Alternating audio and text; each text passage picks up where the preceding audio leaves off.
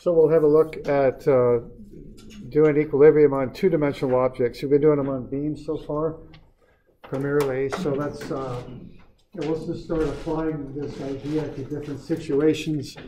Two-dimensional objects like brackets and frames and things like that is what we'll look at here next. All right, so there's a bracket there on a fence gate. There's a bracket holding up a load. There's a bracket with an angled load on it. So we've got things we'll look at like that, okay? Something like that bike frame there, their bike rack. All right, and our first example is right here. So what we wanted to do was to turn this into a free body diagram.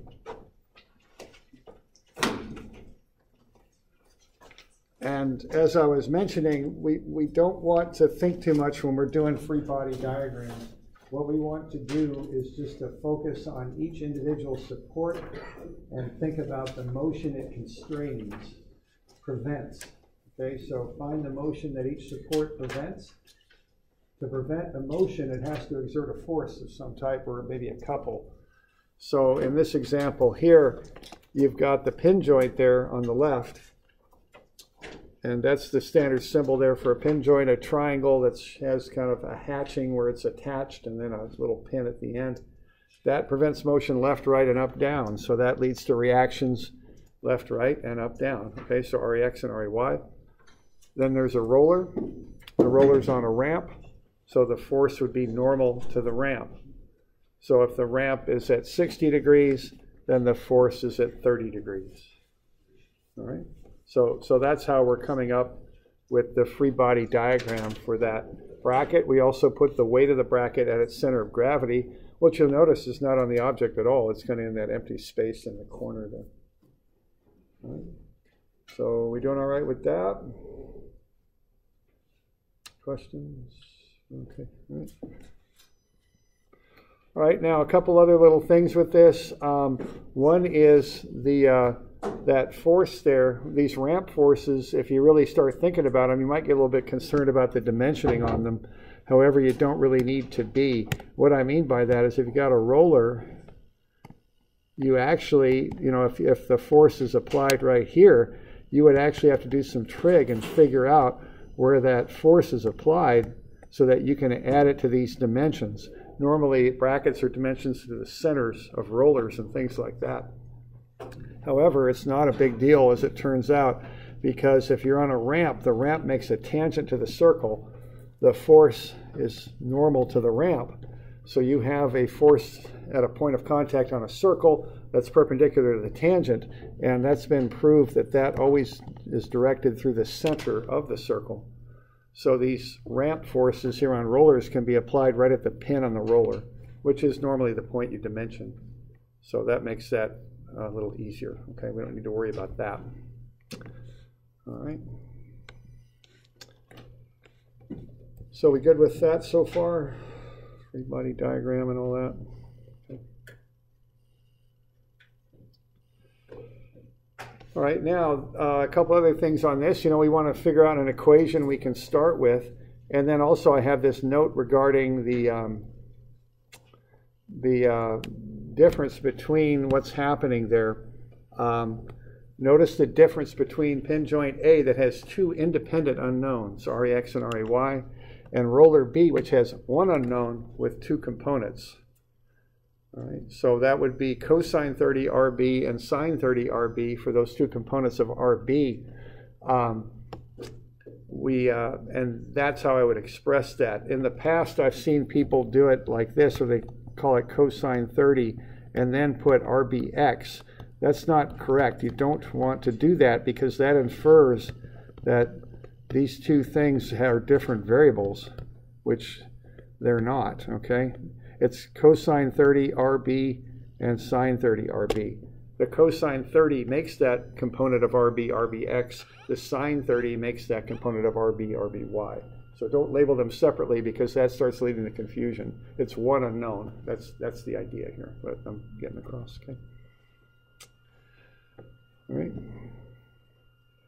Okay, we want to come up with an equation.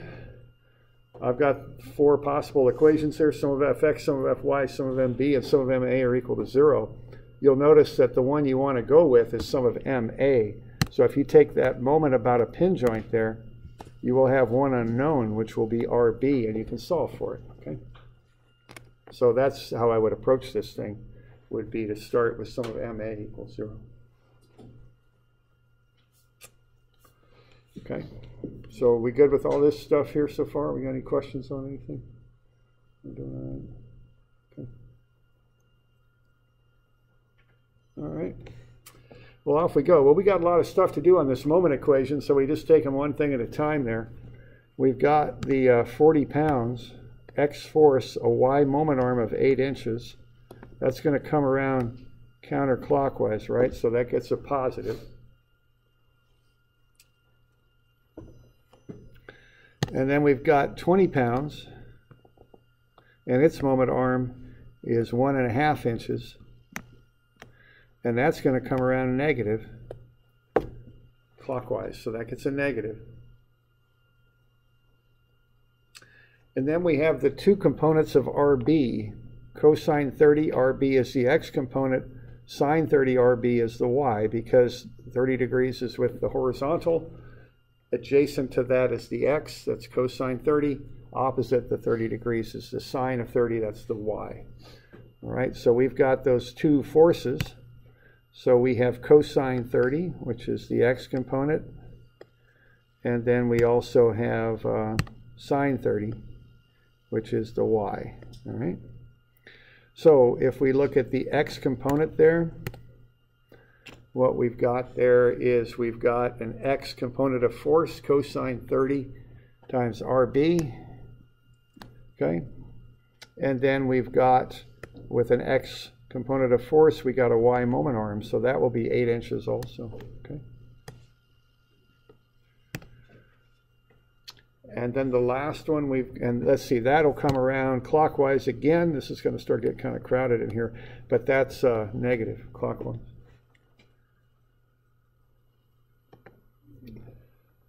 And then we've got the last one, which is the Y component of RB right there.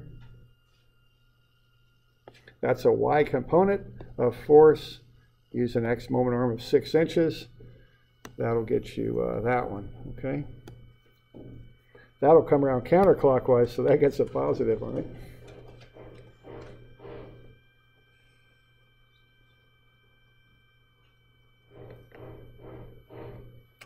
All right, y'all hearing that?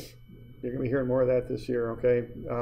They're doing earthquake retrofits on the building, so it's for a good cause. So I'm happy they're doing it, but it's going to make an awful lot of noise. They're having a core drill through concrete is what they're doing, which is what you're listening to. I'm not quite sure the full story on this structurally, but I think they're replacing some rebar that wasn't, or maybe never put in the first place that should have been, I think, is kind of the idea. So they're going to make a bit of racket, so we'll just work around it, okay? It's going to be a thing we're going to be dealing with, I think. Okay. All right. So we got this. So we got any questions on this equation here? Are we good with all the elements of it? Okay.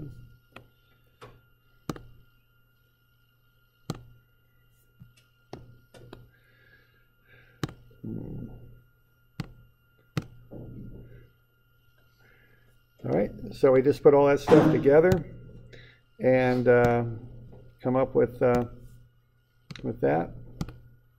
So there's our equation, one step at a time. You know, we got the 4 different terms. We just multiply everything out. So the sum of moments is 0. You know, it always equals 0 on the left. I got 40 times 8 is 320. Minus 20 times 1.5 is 30.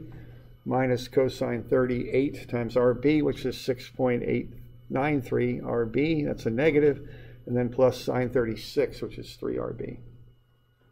Okay, combine the negative 6.93 and the plus 3, we get negative 3.93. Then I bring that to the other side of the equation, and that's 3.93 RB is 320 minus 30, which is 290. Divide it out, and I get to the answer right there. RB is 73.8. Okay.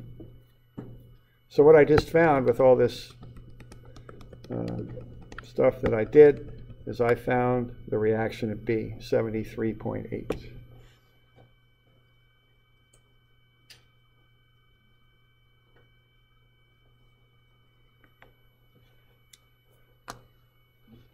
So that's step one, but that's the biggest step right there, because I had to do a moment about A to get that. I couldn't use a force equation to start with, and that's quite often the case.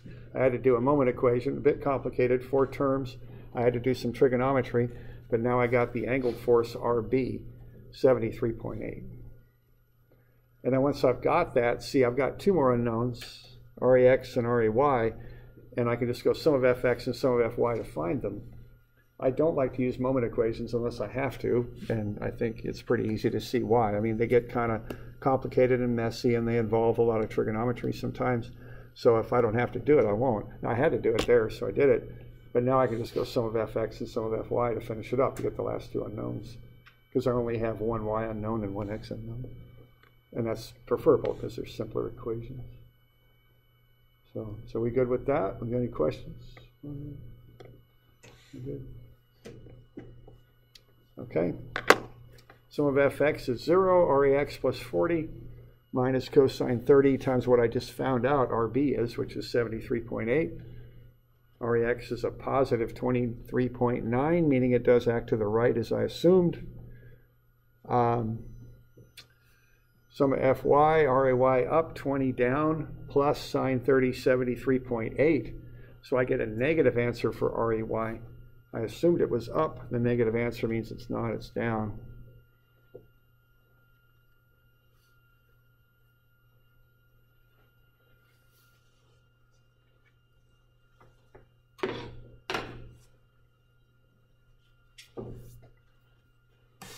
Okay.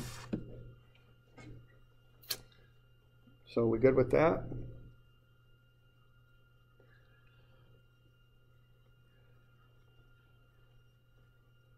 Now, that last question kind of depends a little bit on how you connected the pin. If it's just a simple pin with a simple shear in it, what's the total force at A, do you suppose?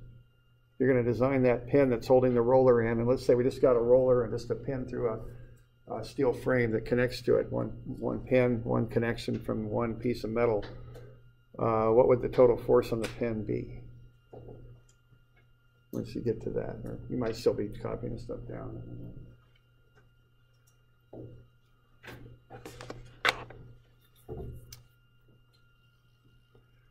So in a matter of speaking, I'm asking you, what's RA?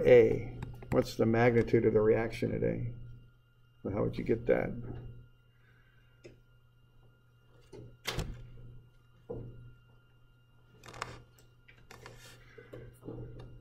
Any ideas? Yeah, there we go. Yeah. So you got an x and a y. So just square them. Take a square root. That's how I do it. Okay, because I got an x and a y. Now, if you made that connection with the pin a little fancier, this would not be the correct answer. But if it's just a real simple connection, this would be how you do it. Okay. All right. There we go.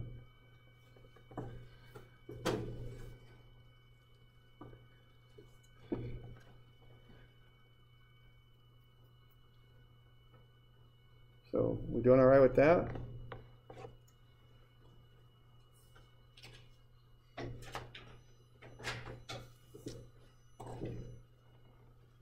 Okay.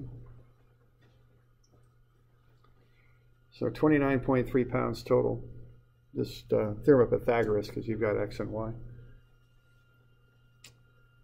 All right, so that's kind of a standard drill for this. I usually, on the homework problems I've got, I think I just use brackets mostly. But if you get into a real statics book, they'll make all sorts of pictures of situations. Don't get hung up on the picture. Just kind of figure out where the points are and what the moment arms are and things like that. Okay, we don't want to focus too much on the picture. We're more interested in a coordinate system with forces and distances on it that we can then apply moments to and force equations and things like that. So we good with that? Good. All right. So that was fun. So on to the next one. Huh? There we go. There we go. let's find the reactions on this thing. So 430. All right, now the last one was simpler in that it's just a bracket with a right angle. So the dimensions of the bracket got you the dimensions x and y between the points. On this one, it's a little bit more complicated, okay? Because I've got an angled bracket there. So I need to do a little bit more with this one.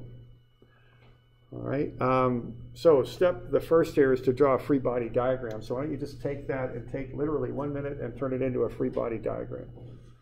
And again, don't overthink it, just look at the connections. That's all you need to do.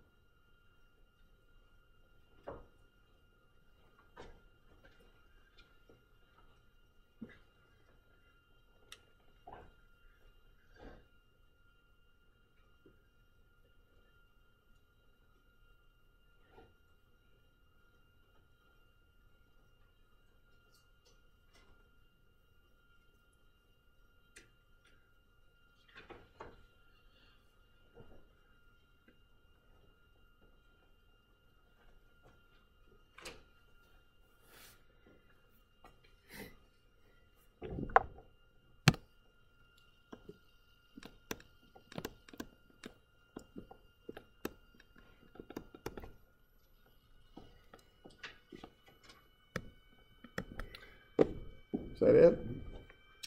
What's the angle on RC? Yeah, 70. Okay. Because we got 20 for the ramp. We're normal to the ramp, so we take 90 minus the 20 and we get 70. Okay. And that's it. That's the free body diagram. That's all you got to do. Okay. Okay. Now, so that's your free body diagram. Now, what's your first equation on this thing going to be?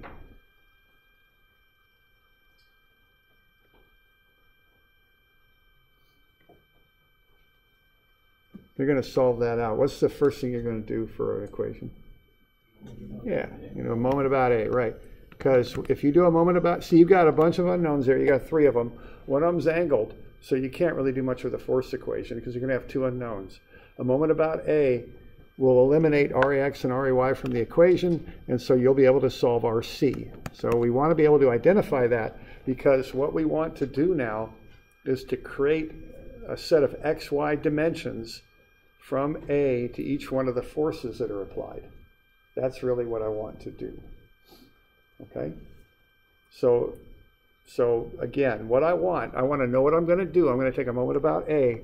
What I need to do then is figure out where the forces are applied. There's a force at B, and there's one at C. And I'm going to want XY dimensions from A to those points so that I can generate moment equations. Okay?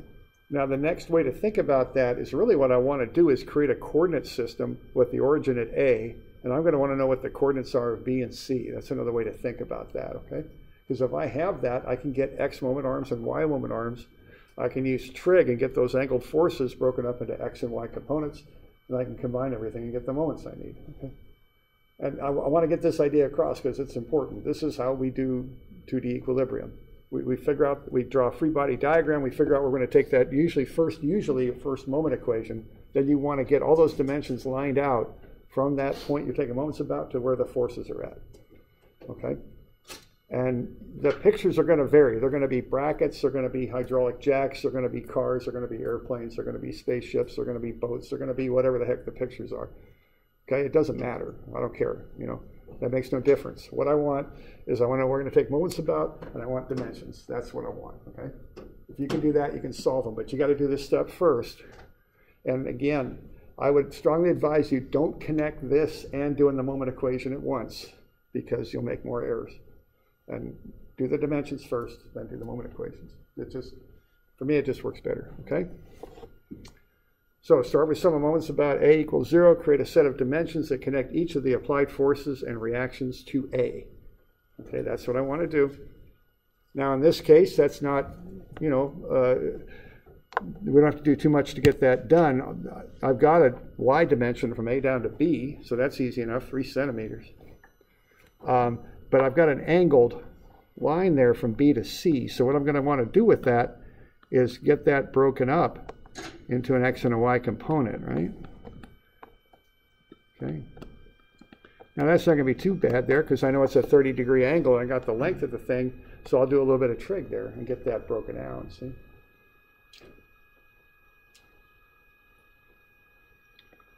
So cosine 30 times 8 will get me the adjacent leg, and sine 30 times 8 will get me the opposite leg. Okay. And I'm getting into meters here. I'm going to do my moments as Newton meters. So when I do that, I get 0.04 meters for the opposite leg, the y leg, and then I get 0.0693 meters for the x leg. Okay.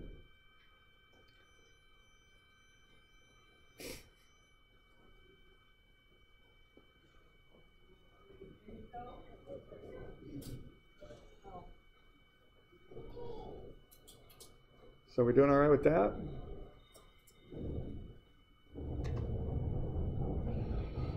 All right, so if we got those dimensions, why don't you generate a sum of MA equation there? Just take a few minutes and see what you can do. Sum of MA equals 0 equals, and fill in the stuff after the equals.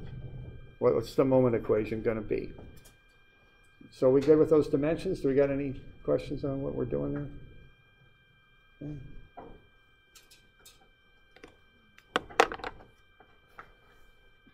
Okay, and for those of you online, I'll probably just pause the recording here. So just, why don't you pause the recording too, and then do that, and after you've done some of MA, start it up again and see what we got. All right, so hopefully if you're online, you've gone through this, but I got all the centimeters into meters. So I got cosine 43 times 48. That'll get me that right there, that component of that force. And then I multiply it by the moment arm of 0.03. It's going to come around clockwise, so that gets a negative. Then I got sine 70, the opposite side, RC, and times the 0.0693. That's coming around this way, so that'll be a positive.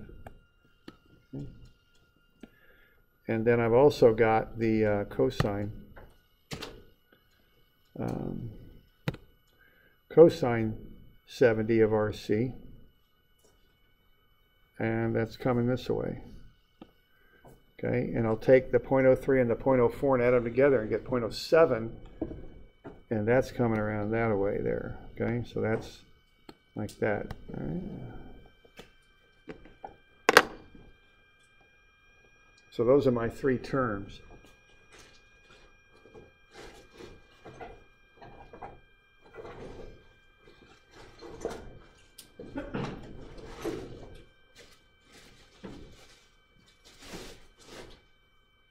Got any questions on that?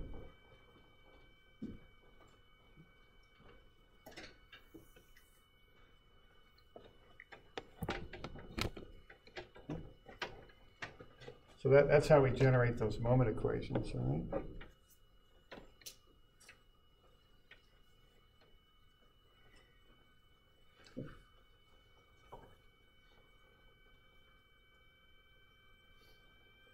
And there are ways that, the most complicated step is generating that, because you got all the trig and all that you have to kind of embed into it. That's why I like to get the dimensions first. I can just put them in there straight up. Got to pay a bit of attention to the signs and all that. Got any questions on that?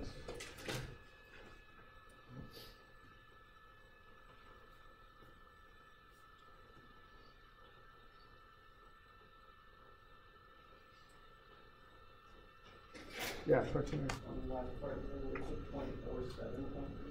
Yeah, the 0.07 is the sum of 0.03 and 0.04, because I'm going from A down to there. That's the sum of the two.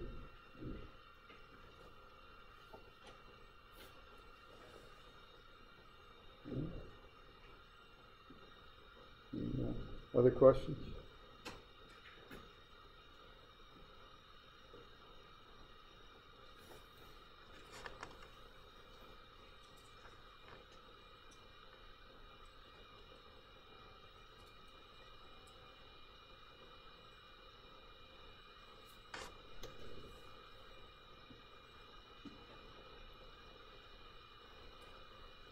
All right.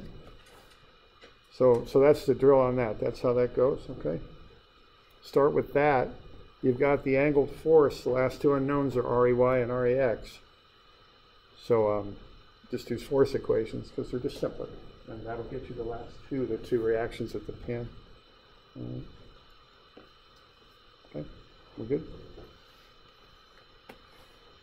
So sum of Fx and sum of Fy. Set them equal to 0. And again, a little bit of trig because we got angled forces there. And we just kind of follow through with that.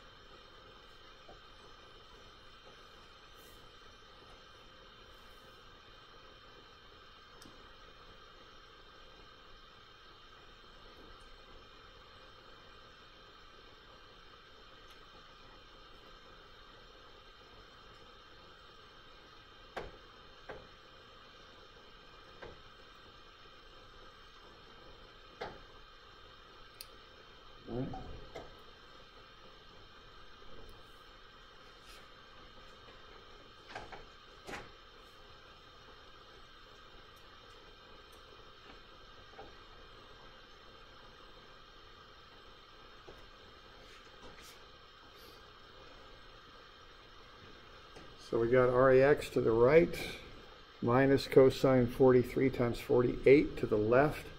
It's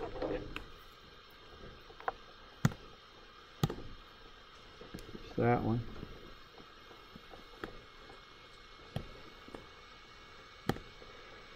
And then we've got plus cosine 70 times the 11.8 that we just found for RC. Okay. So for REX you get positive 31.1. And then we've got the Y components.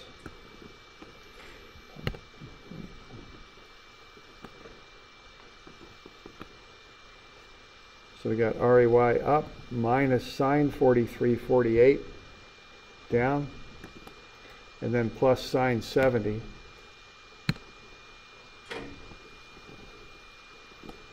Times 11.8, and that's up. And that solve for REY, you get 21.6 positive, meaning it's up.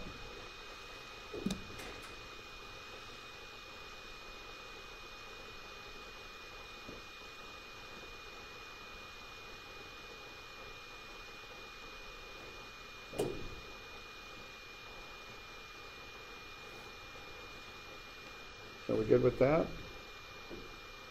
Okay, that's kind of the drilling. Okay, that's how we do that.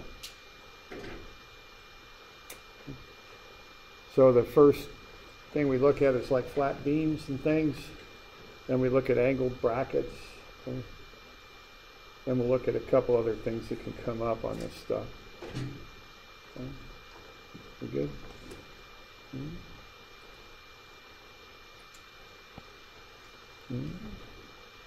So, you know, a lot of right angle trig going on here. We use that a lot.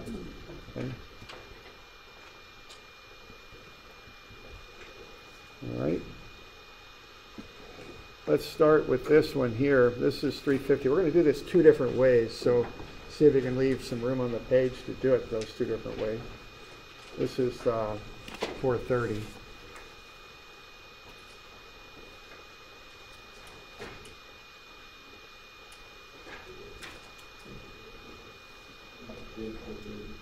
We did? Oh, thanks. Yeah, you're right. 440. Thank you. All right. Let's get a free body diagram going to this thing. Okay, so what we're going to have, there really isn't a whole lot to it, right? We got a pin joint, so we got REY and REX.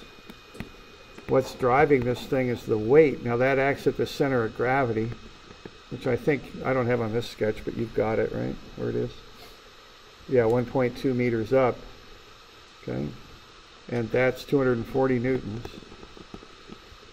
Okay, and that's on an angle there, so that's 1.2 meters right there. And then you've got, of course, the cable force. Now you got a 48-degree angle with the vertical, but I'd rather pull that down to the where the cable's at, so that'll leave 42 degrees down there. Okay, where the cable's at.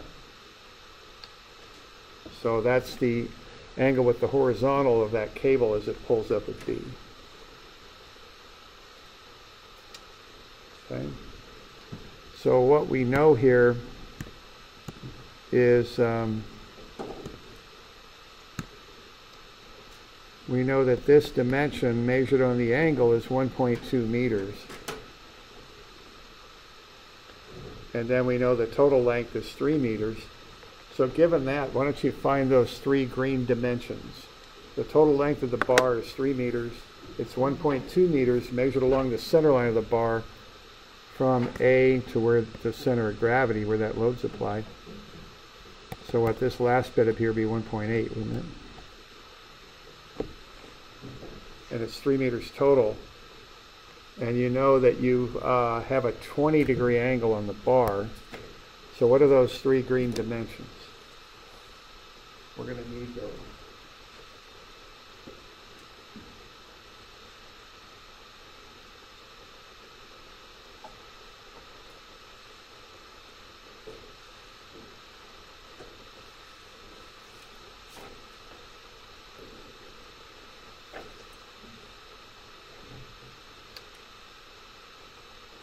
So you got the angle of that center line of the bar is 20 degrees. And then you've got the angle, the distances along the hypotenuse. That's what you've got. So a little bit of right angle trig ought to get that for you. You want x and y dimensions. You know the hypotenuse is either 1.2 or 3. And we know the length.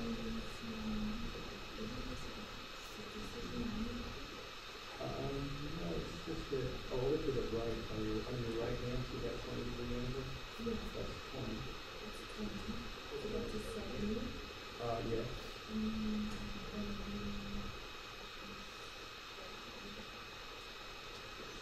Oh, it's 42 with the horizontal.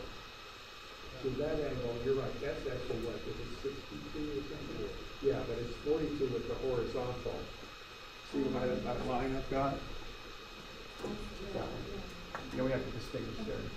So I'm just, this first time at it, I'm just using straight x, y and a dimension to do it for the angle.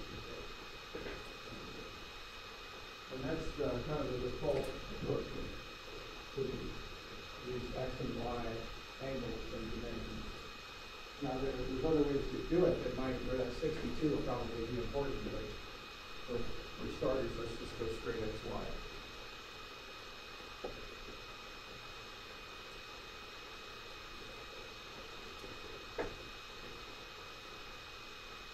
So that 42-degree angle, just the question came up, that's with the horizontal. It's not with A to B. It's not with that line. It's with the horizontal.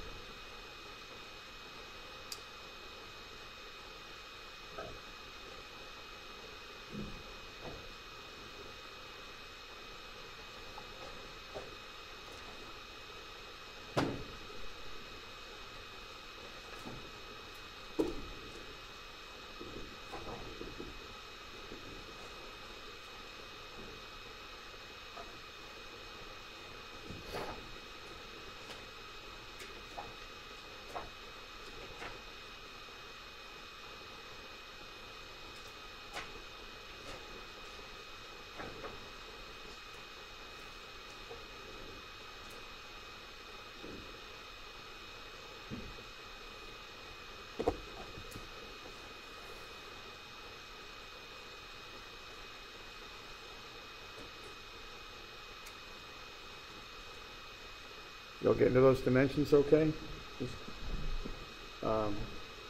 Cosine gets you the adjacent side, which would be the x dimension. Sine would get you the opposite side from the angle, which would be the y. Okay. Is that all right? We good with that? And then you just combine everything to get the moment equation. We could maybe do the moment first thing Monday, maybe, I don't know. But that's the idea, okay?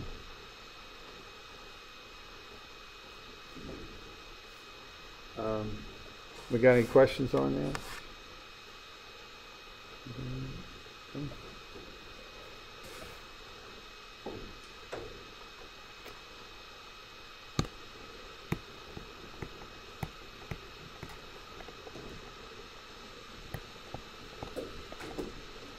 Let's see.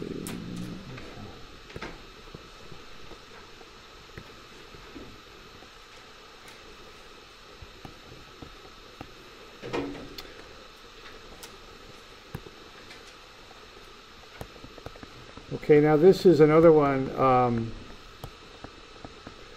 where I changed those problems. If you have the old edition of the book, which has 2019 on it only, does not have the 2019B, I've got new problems for you. I'll hand them out here in class. I'll post them in Moodle also. One way to tell is if you look at problem 273 on page 14, it ought to look like that. Okay? If it doesn't, you need 3 new copies for these problems, 271, 272, and 273. This is for the people that have the 2019 book, not the 2019 but 2019. So yeah, this is one of those updates I would do. You should have got 3 problems there. You should have got 3 there, right?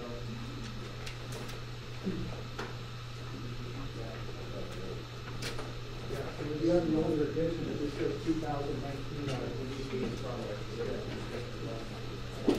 True for you all. Everybody.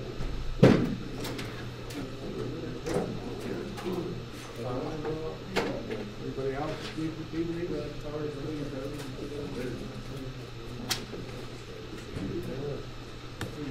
Okay. So I'll make these available in Moodle too if you're online, okay? So 271, 2, and 3 due on Wednesday.